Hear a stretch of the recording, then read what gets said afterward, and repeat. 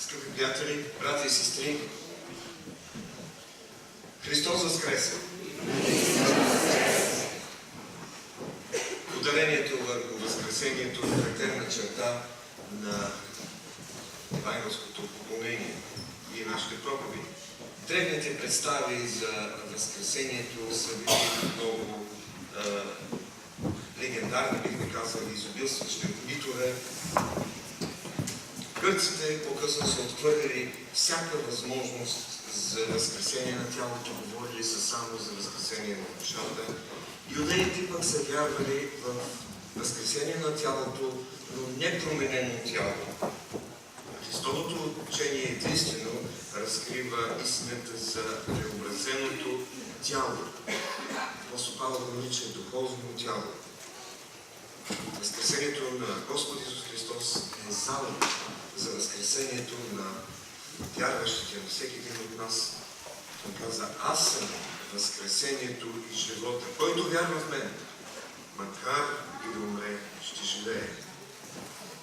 Вчера на това място ние можахме в дълбочина да осъзнаем този факт. Божественият празник е със съдбоносни последици за човечеството. Христос възкръсна и апостолът се моли, и това нека да бъде нашата молитва. Да познае Христос и силата на Неговото възкресение. Затова сме се събрали и затова сме дошли да празнуваме. Нека да се изправим. Тогава видях и чух глас от много ангели около престола и живите същества и старейшините. И броят им беше десетки хиляди по десетки хиляди и хиляди по хиляди, и казваха с висок глас: достоен е Агнецът, който е бил заклан, да приеме сила и богатство, премъдрост и могъщество, почет, слава и благословение. И всяко създание, което е на небето, на земята и под земята, и по морето, и всичко, което има в тях, чух да казват: на този, който седи на престола, и на Агнеца, да бъде благословение и почет, слава и господство до вечни векове. Господи, слава и господство, слава на възкръсналият. Благодарим Ти за този празник, за това празнуване, за това, че чрез вяра ние бяхме сърастници с Тебе. Чрез вяра ние приемаме тази истина с една дълбока надежда и упование. Стъпваме здраво на тази основа. Благодарим Ти. Благодарим Ти за всичко. Молим Те, бъди между нас. Молим Те, възстанови онези, които са плашени, наскърбени. Насърчи онези, които не виждат изход от сегашната ситуация. Молим Те, благослови този народ, който ние сме част. Ти молим сега да не дадеш дух на поклонение, на хваление и на разбиране на Твоето Слово, Твоята истина. Слава да бъде на името Ти. Амин. Исус Христос възкръсна. Нека да изпеем първата песен направи. Исус Христос възкръсна.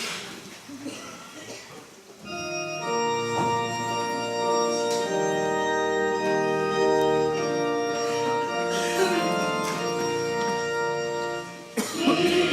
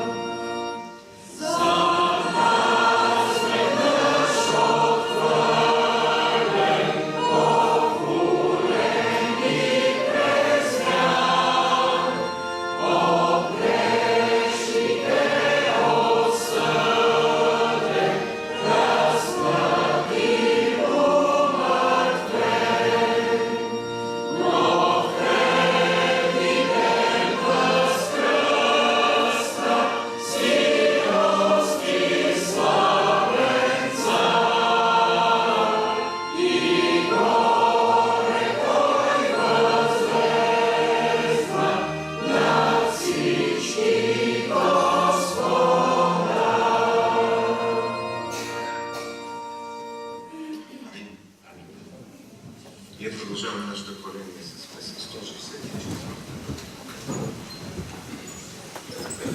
Исус не е положен в гроб. Най-студения гроб.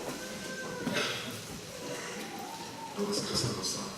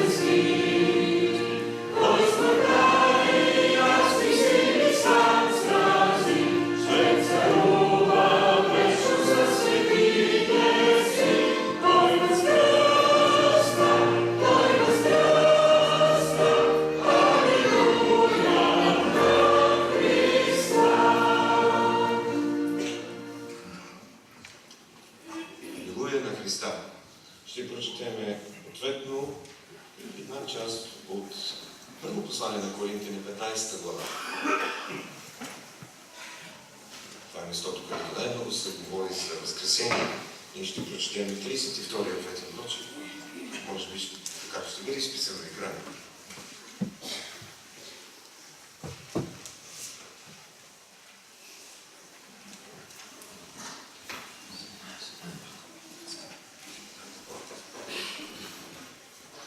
Защото ако мъртвите не се възкресяват, тогава и Христос не е бил възкресен. И ако Христос не е бил възкресен, вашата вяра е суетна, вие сте още в греховете си. Тогава и тези, които са починали, Христос са погинали. Ако само в този живот се надяваме на Христос, то всичките човеци, ние сме най-много за съжаление. Но сега Христос е възкресен от мъртвите и стана първият плод от починалите. Понеже както чрез един човек дойде смъртта, така чрез един човек дойде възкресението на мъртвите. Защото както в Адам всички умират, така и в Христос всички ще оживеят. Това казвам, братя, че плът и кръв не могат да наследят Божието царство, нито тленното наследява нетленното.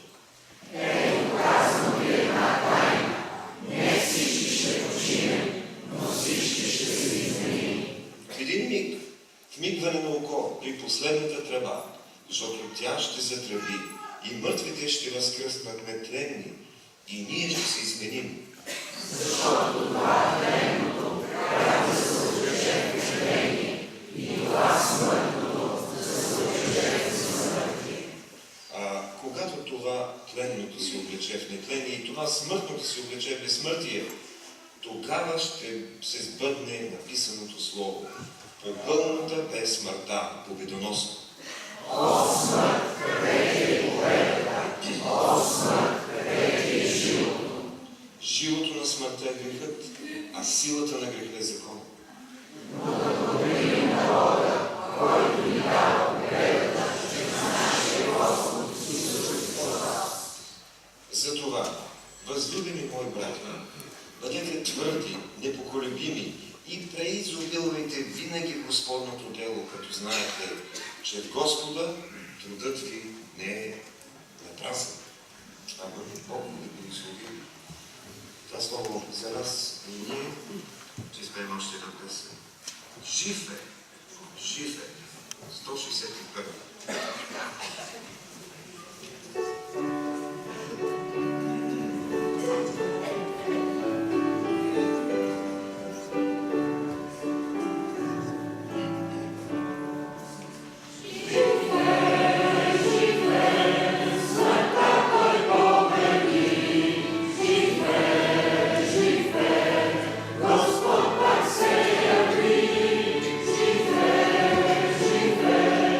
Състава от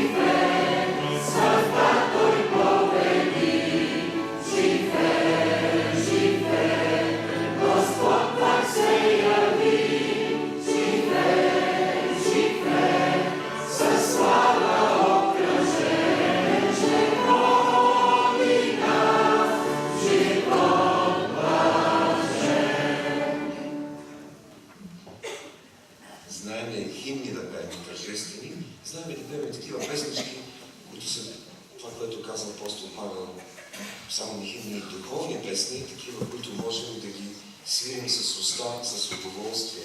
Но сега ще чуем какво ще ни кажат най-малките деца от най-малката група от неделното училище и сигурно имат нещо интересно да ни кажат или да ни спеят.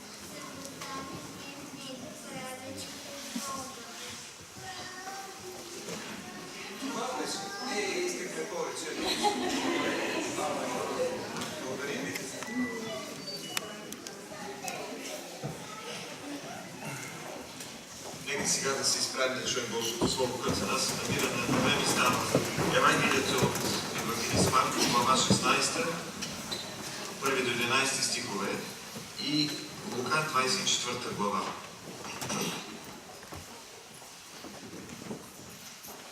А когато се мина съботата, Мария Магдалена, Мария майката на Яков и Саломия купиха благоуханни масла, за да отидат и го помажат. И в първия ден на седмицата дойдоха на гроба много рано, когато изгря слънцето, и говориха помежду си: кой ще ни отвали камъкът от гробната врата? Защото беше твърде голям. А като повдигнаха очи, видяха, че камъкът беше отвален. И като влязоха в гроба, видяха, че един юноша седеше отдясно, облечен в дълга бяла дреха, и много се оплашиха. А той им каза: не се плашете, вие търсите Исус Назарянина, разпънатия. Той възкръсна, няма го тук. Ето мястото, където го положих. Но идете, кажете на учениците и на Петър, че той отива преди вас в Галилея. Там ще го видите, както ви казвам. И те излязоха и побягнаха от гроба, понеже трепет и ужас ги бяха обсели, и на никого нищо не казаха, защото се бояха. И като възкръсна рано в първия ден на седмицата, Исус се яви първо на Мария Магдалена, от която беше изгонил 7 зли духа. Тя отиде и извести на тези, които го бяха придружавали, които го жалееха и плачеха. Но те, като чуха, че бил жив и че тя го видяла, не повярваха.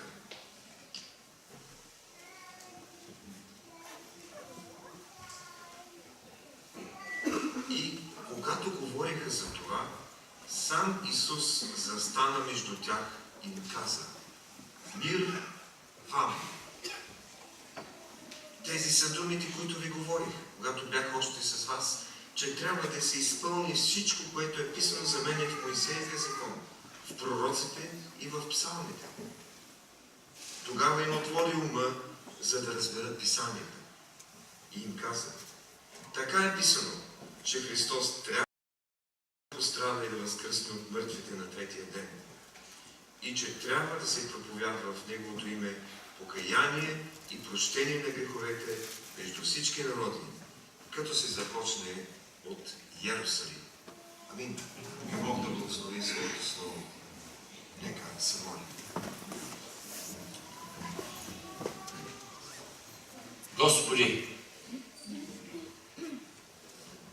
и в тази светла утрин, когато честваме Твоето възкресение, ние Ти отдаваме почет и хвала, заедно с неизброимото множество ангели и светии на небето и на земята.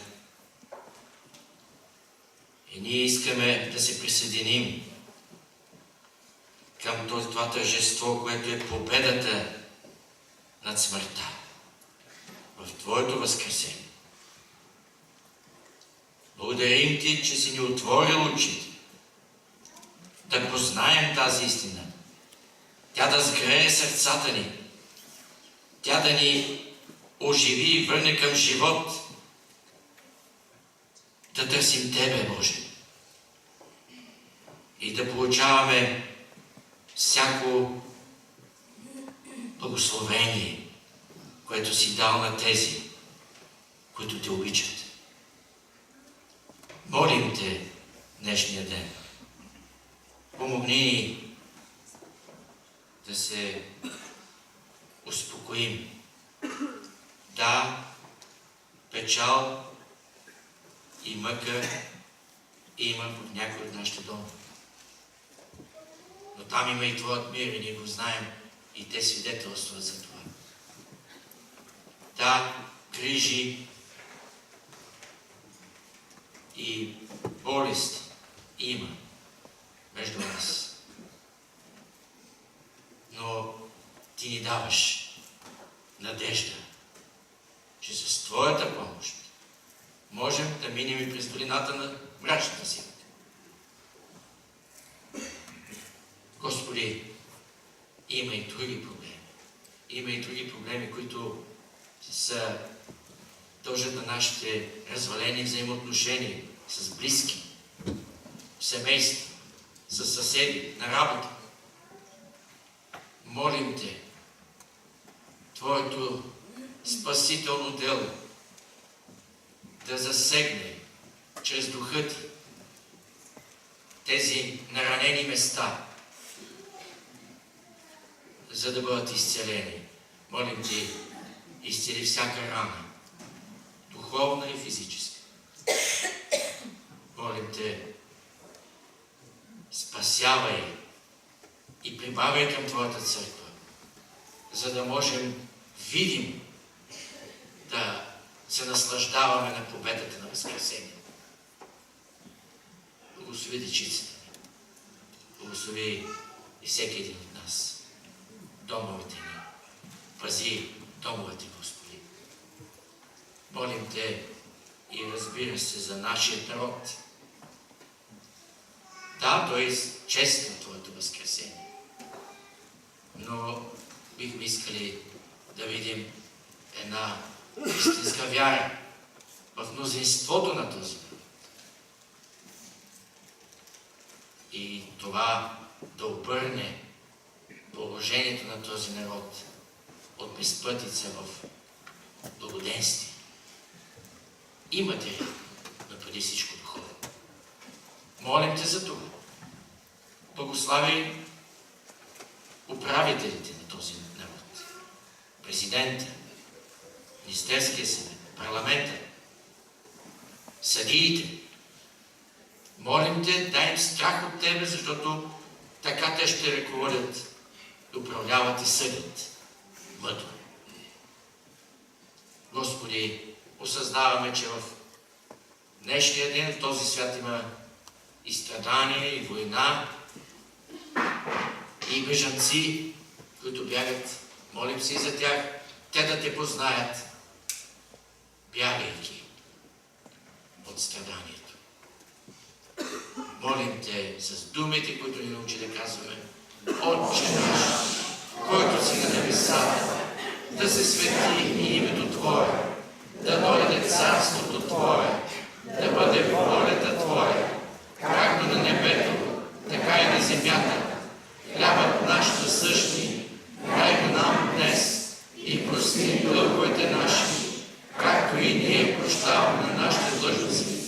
И не ни въвеждай в изкушение, но избави нас от лукавия, защото е Твое царството и силата и славата веки. Амин.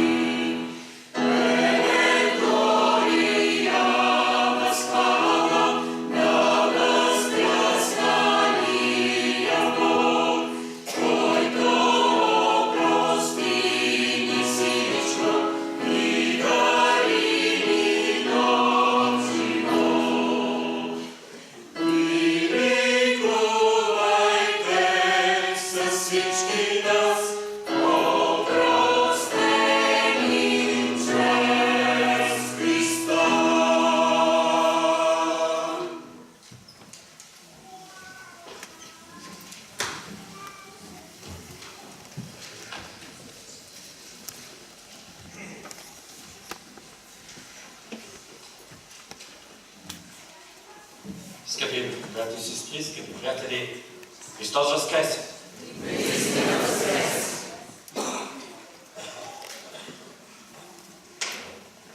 Казваме го, макар че вчера, седмицата на Господните страдания, се разделихме с нашата скъпа сестра в Господа Даниела Количка, която се присели при Бога. И няма как да не започна моите размисли по силата и значението на Възкресението по подобен начин, както говорих и вчера. Само че вместо думата утре ще използвам думата днес. Днес честваме Възкресението на Господ Исус Христос. Днес ще заявим тържествено и го заявихме вече, като четахме от Словото, ответно, че със смъртта и Възкресението на Господ Исус Христос смъртта бе погълната победоносно. По традиция днес прочетахме тези ответни думи. О, смърт, къде ти е победата? Благодарение на Бога, който ни дава победата чрез нашия Господ Исус Христос. Дали още можем да вярваме на тези думи? Дали можем да вярваме на това, което устните ни произнасят? Дали ще имаме сила точно днес да правим това? След като виждаме като че ли точно обратното, виждаме скъпи на нас хора преждевременно, през цвета на силите си, да умират и да ни напускат. Хора като Даниела, които ни трябват тук, на земята, в църквата, в дома.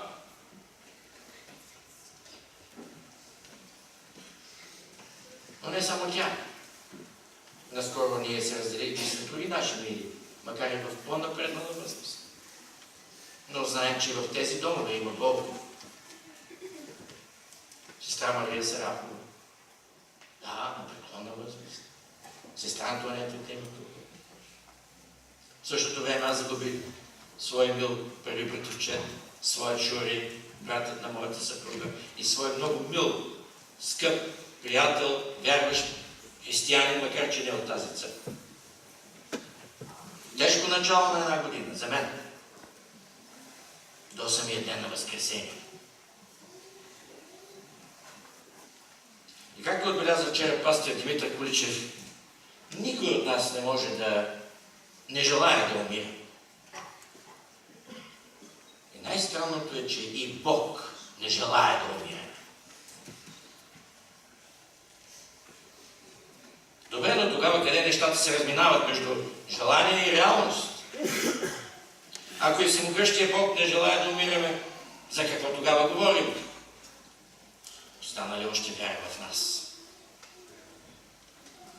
Дали просто не сме някакви несериозни ентусиасти, които се опитват да потулят страха от смъртта или болката с някакви така хубави лозунги? Може би да, а може би не. Нека да не бъдем толкова самоуверени, че въз основа само на нашия ежедневен опит можем да разберем всички тайни на живота, които Творецът е замислил в себе си още преди създанието на света. Не сме чак толкова съзнаещи, макар че много знаем и сме много умни. Но не сме чак толкова умни сами по себе си. Ако страниците на тази древна книга, Библията, която днес е най-четената книга в света, се съдържа уверение, че всемогъщия Бог не желае да умираме, днес има за какво да говорим. И нека се вслушаме във вестта на Възкресение. Библията съхранява едно наистина невероятно свидетелство. Едно невероятно сведение. Исус Назарянинът по време на римската окупация в Палестина, след като бил осъден и разпнат на кръст, след 3 дни възкръсна. Но не само Библията го казва. Християните в църквата, която съществува до това време до сега, предават тази вест и това уверение, тази вяра, като най-скъпо завещание, като най-скъп завет. От поколение на поколение Христос възкръсна. Ако проследим внимателно текстовете, които описват събитията около Възкресението, ще установим един контраст между душевните нагласи и поведение на хората, които чуват за пръв път за това, че Христос възкръсна. И промяната, която настъпва, когато възкръсналият Христос се среща с тях и се намесва в живота им със своята благодат. Какво се случва най-напред при веста на Възкресение? Какво може да установим, че се случва най-напред, когато жените мироносици и мъжете ученици чуват веста за Възкресението? 4. Накратко повтарям. И те излязоха и побягнаха от гроба, защото трепет и ужас ги бяха взели и на никого не казаха, защото се бояха. Но те като чуха, че бил жив и че тя го била видяла, Мария Магдалина, не повярваха. Когато Исус се явява. А те се стреснаха и се оплашиха, когато мислеха, че виждат дух. И от радост още не вярваха и се чудиха. Можем да установим почти едни и същи реакции. Страх, объркване, неверие и първоначална парализа на дейност, която граничи с неподчинение на Божията воля. Записването на свидетелствата на участниците в тези събития и тяхната реакция е станало доста време след като те са станали. Евангелските текстове са написани доста по-късно от времето на Възкресението. Но очевидно силата на спомена за тях се отпечатала с неподправен реализъм от тези, които са участвали в тези събития. Макар и с малко думи предадени, ние може да усетим, че са казани като искрено най-напред признание за маловерие. какво ли не са били лъгани тези хора? Лъгани от бирници, лъгани от римски чиновници, лъгани от лъжепророци, лъжемесии, лицемерни фарисеи. Онази детска доверчивост, която им препоръчва Господ, за да влязат в Божието царство, отдавна вече я няма от тях. Може би съм споделен с вас, но пак ще го повторя. Аз помня много добре, когато се разделих със своята детска доверчивост. Може би на децата ще бъде най-интересно да го изкажа. Бях на около 6-7 години, когато на улица Кокотница в Асеновград се появиха работници, които започнаха да разкопават улицата. Нещо да правят. И аз отидах като малко момче и ги питам, какво правите? И те ми казват, менажерия. Не знам децата дали знаят какво значи менажерия. Едно време имаше едни малки зоологически градини под палатка, които пътуваха от град на град. Не само тези големи зоологически градини, които има сега, но малки зоологически градини, които пътуваха. В тях имаше клетки с малко по-малки животни, но задължително имаше и по една маймунка. Наскоро в Асеновград имаше беше. Бяха довели, инсталирали такава палатка, такава менажерия, но те си отидоха. И сега научавам, че точно на моята къща ще има такава менажерия. Ще мога всеки ден да виждам тези животни. Каква радост! Аз се втурнах веднага към офиса, към канцеларията, в която баща ми работеше и задъхано му казах какво бях научил. Баща ми ме погледна мило, помълча тихо и каза, сине, не вярвай на всичко, което ти се казва. Няма как по символичното платно да се постига на жени. Разочарованието беше огромно. Аз бях покорсен. И наистина разбрах, че работниците просто са правили ремонт. И от тогава станах много по-недоверчив. Към каквото и да е било, което някой ми казва. Недоверчив, включително и към това, което пастирите ми казват сега.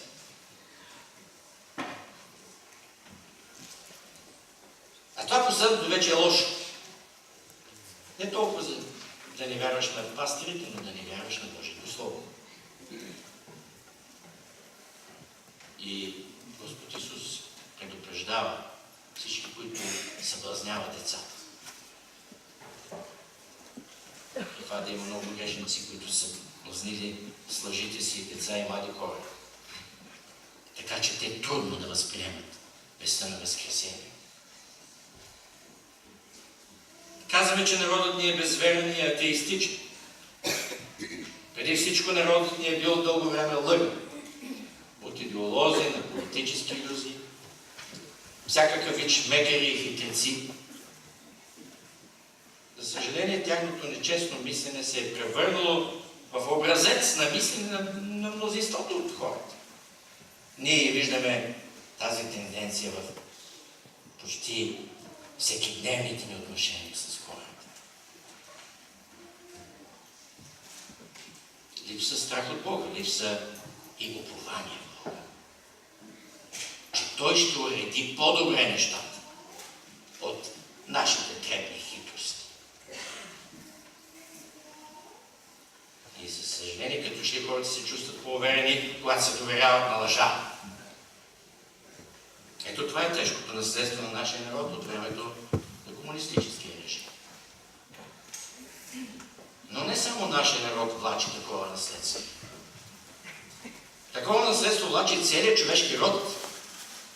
Доверието в лъжливо говорещият сатана е наследствена склонност и повреда в човешката раса от времето на Адам. Писано е за бащата на вярващите. Авраам повярва и това му се вмени за правда. Но има едно събитие, което можем да опишем с думите: Адам повярва на Сатана и това му се вмени за грях. А присъдата на греха е смърт. Отделяне от Бога. Отделяне от този, който е живот. Физическата смърт е дълготрайна присъда и повреда по наследство в рода на Адам и Ева. Тя е логична в системата на Божието правосъдие. Но Бог не изпитва удоволствие от смъртта на неправедния. За Бога смъртта е необходима санкция за греха, но тя противоречи на Неговия първоначален план. Затова пък и на нас не ни се убива. Бог няма да допусне смъртта да победи живота завинаги, дори и напълно да го заслужава. Поради своята любов към нас, Бог изпълни смъртна присъда върху своя син, като заместник, заместителна смърт.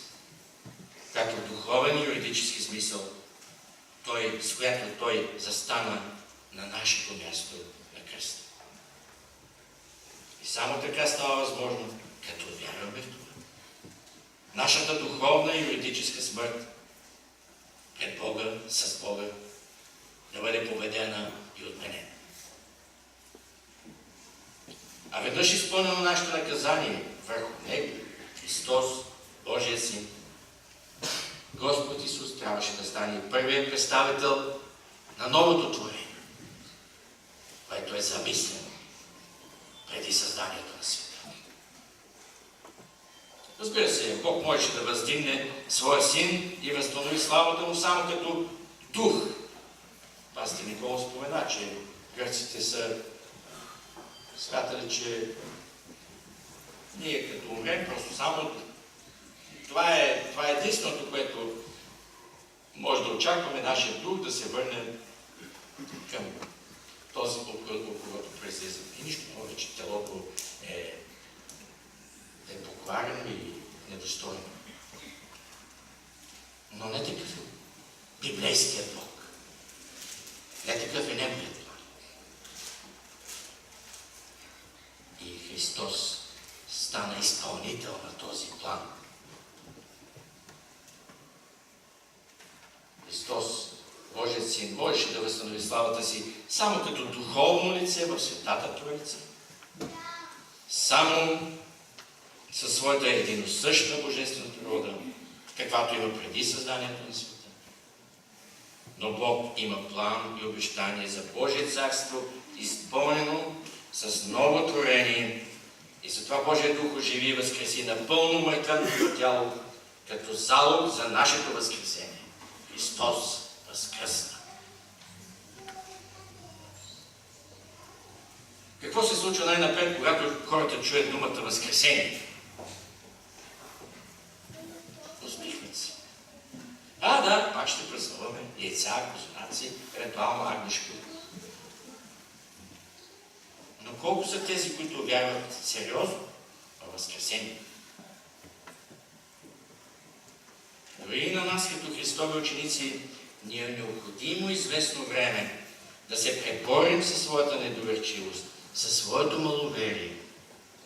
Трябва ни сила от Бога, за да се преборим с тази наклонност да гледаме на възкресението повърхностно, лековато, като не осъзнаваме напълно, че тук става въпрос за нашето настояще и бъдеще.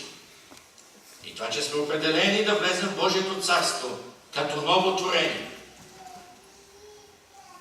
Разбира се, най-напред ни трябва помощ от Святия Дух, за да ни изяви Христос като възкръснал и жив.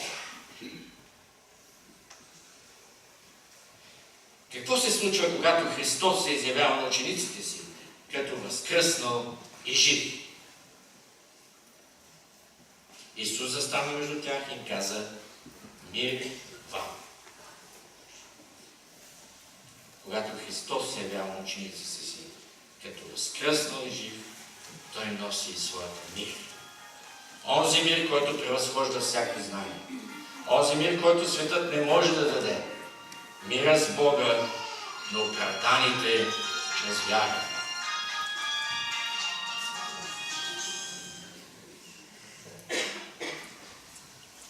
Когато Христос се явява на учениците си като възкръснал и жив, Той им носи радост. Макар че те от радост още не вярваха, но в последствие радостта им стана пълна истинска, такава каквато Христос иска според евангелист Йоан. Когато Христос се явява на учениците си като възкръснал и жив, Той ги предразполага да приемат знание в дълбочина за смисъла на Неговото изкупително дело. Тогава им отвори ума да разберат Писанието. Така е писано, че Христос трябва да пострада и да възкръсне от мъртвите на третия ден. Когато Христос се явява на учениците си, Той им поверява мисия. Трябва да се проповядва покаяние и прощение на греховете в Неговото име на всички народи, като се почне от Ерусалим. Когато Христос се явява на учениците си, Той ги подготвя да приемат силата на Святия Дух, за да изпълнят, за да бъдат съживени напълно и да станат Негови свидетели и да изпълнят мисията си. Ето, аз изпращам върху вас обещанието на Отца ми. Това се случва в дните на и след Възкресение, когато Христос общува по особен начин с учениците си и докато по особен начин се издига в небето. Той възстановява доверието им. Възстановява доверието им в Него. Предизвиква ги да се покаят за маловерието си. Изпълва ги с мир и радост. Води ги в, може да ги начем, поредица от семинари на обучение, за да разбират Писание и ги подготвя за една бурна кариера на мисионери със силата на Святия Дух. Днес ние нямаме тази привилегия на апостолите да общуваме с Господа, така както те в онези 40 дни между Възкресение и Възнесение. Всеки от нас, който вярва в Него, аз мисля, че е така, може да свидетелства, че го е срещнал по особен начин в живота си. По особен, индивидуален начин, в който няма никаква традиция. Но има истина, има живот.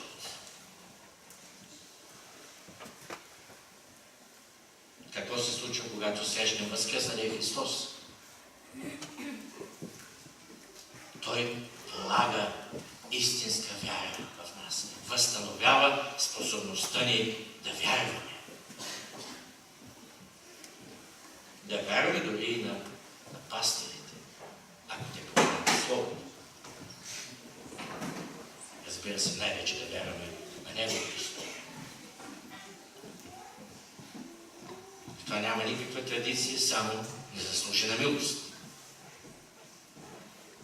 В живота си съм преживял някои особени моменти, които усещането за присъствието на възкръсналия Христос е било особено осезателно. Това са били важни моменти за мен, когато съм бил и изобличен, когато съм бил и насърчен да направя някакви важни стъпки в живота си. Всеки, който е вкусил от пълнотата на Христовото присъствие и благодат, от нея да изпита постоянно. И така смъртта умира. Така Христос побеждава смъртта в нас. Разбира се, пак по Негова милост. Божия Дух ни говори да се върнем към Него. И това е гаранция, че Той побеждава смъртта. Това е залог за нашето участие в Христовото възкресение. Не хората. Той има последната дума. И аз ще ви цитирам един текст, който пастор Николов е записал в програмата, която ви ще видите. После ще може да се снабдите. Бог има последната дума. Какво значи това за нас днес? Бог има последната дума поради разпечатания гроб. Бог има последната дума заради завършека на изкупителната си мисия и представяне на изкупителната Христова кръв в небесното светилище. Бог има последната дума над смъртта. Бог има последната дума от гледна точка на второто идване на Исус Христос. Скъпи приятели, нека и днес на Божието Слово и тези примери от евангелските текстове да ни послужат. Да се покаем за своето неверие и маловерие, да пазим Христовият мир, да пазим радостта на Възкресението, да се образоваме и да се усъвършенстваме в познанието на Бога, да открием каква е мисията, която Господ е предвидил за нас и да положим усилия да изпълним. Да не бъдем немарливи, да го молим за изпълнение с Духа, за да се подготвим с вяра да участваме в победата на възкръсналия Христос на смъртта. Живеем ли? Умираме ли? Да бъдем Господни. Защото Христос възкръсна. Амин. Святи Господи, благодарим Ти за това, че си ни облякал в това могъщо Твое дело на Възкресението. Призовал си ни и си ни дал вяра, за да можем да участваме и да разбираме тези истини. Молим Те, затвърди ги в нас, така че днешният празник да бъде преживян в дълбочина и в истина. Да Ти се поклоним с дух на истина. Заради името Ти. Амин.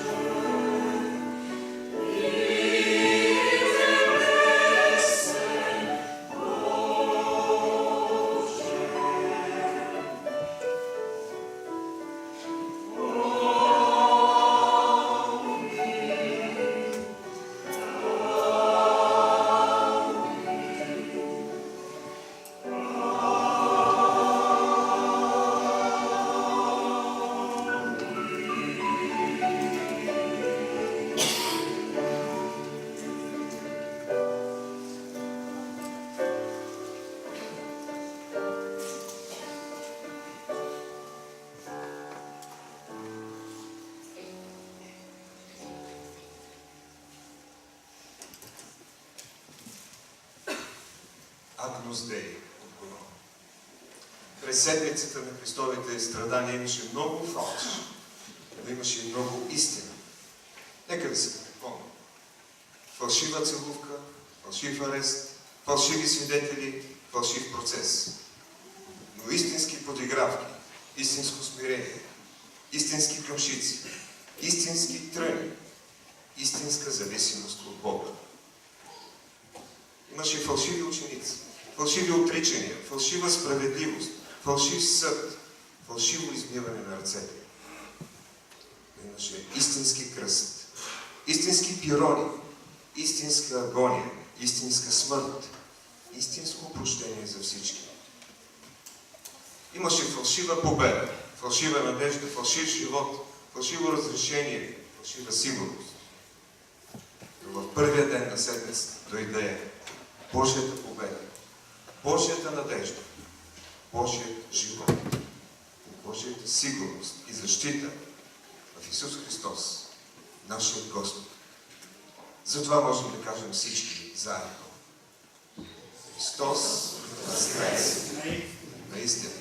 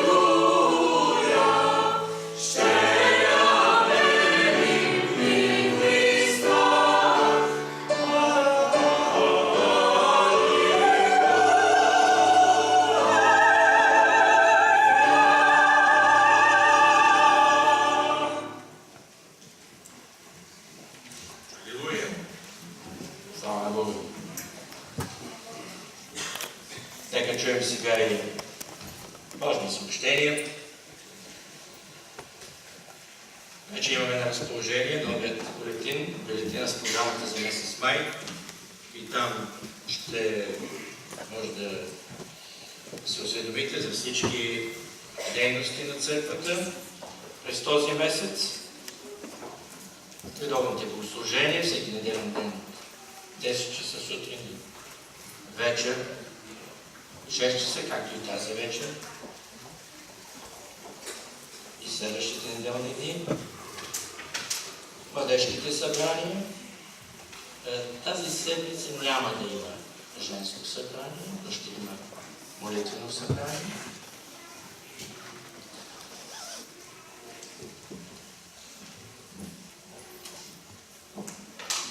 Имате на разположение вестник Зорница. Искам да кажа на някои от вас, с които бяхме говорили, че ще имаме едно извънредно събрание през този месец, то малко събрание ще го уточним допълнително. Ще имаме извънредно събрание на църквата, но ще уточним и ще съобщим допълнително датата. И сега нека да чуем и окръжното на съюзно управление, което обикновено по традиция и се изпраща деня на Възкресение. Скъпи брати и сестри, имаме велика радост. Нашия Спасител е жив. Имаме велика победа. Смъртта, най-страшният враг, е покорена. Имаме велика надежда. Той ще ни възкреси при своето завръщане. Имаме велика утеха. Възкръсналият Исус се моли за нас. Имаме велико поръчение да прогласим в този свят, че Той е жив, защото наистина възкръсна. За съюзно управление пастор Георги Желев. Благодарим на тези от вас, които изпращат своите пожелания и поздрави за Възкресение в всякакъв електронен вид. Благодарим на Харта за поздравлението на различни деноминации, различни хора, които са изпратили и ни поздравяват. Получихме и от Сдружение Общество и ценности една информация, която е много интересна, защото се казва, че през изминалата година, 2015 година, броя на сключените бракове са 3124 повече спрямо броя на браковете през 2014 година, което е над 10% увеличение. Другата добра новина е, че има лек спад в броя на разводите у нас през 2015 спрямо 2014 с 101 по-малко. Дано да е така, дано да има някакво възкресение на този народ.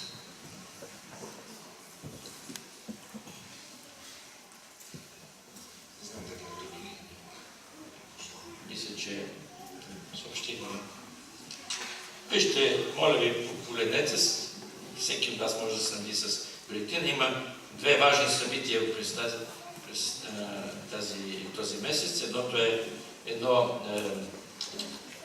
една музикално-поетична вечер на 13 май с представяне на антология на българската християнска литература „Небе за земята“ и албум „Предверие“ на групата .bg. И другото е на 25 май, 17 часа, в Музея за история на София ще се проведе честване на 140 годишната от издаването на вестник Зорница.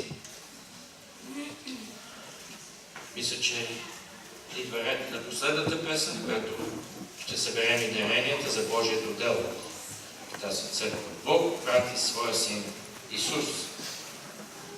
Отново.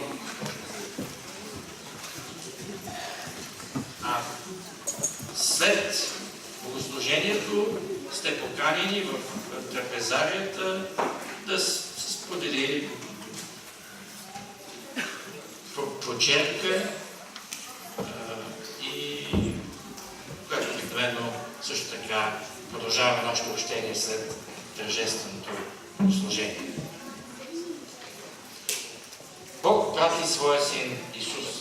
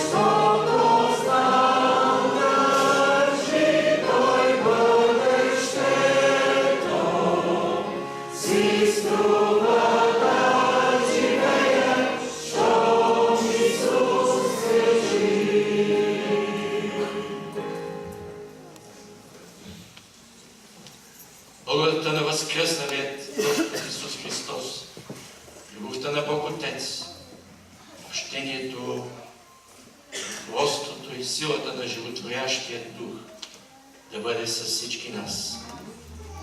Домовете ни, чедата ни, църквата ни, църквата в България и Христовата църква по целия свят. Амин.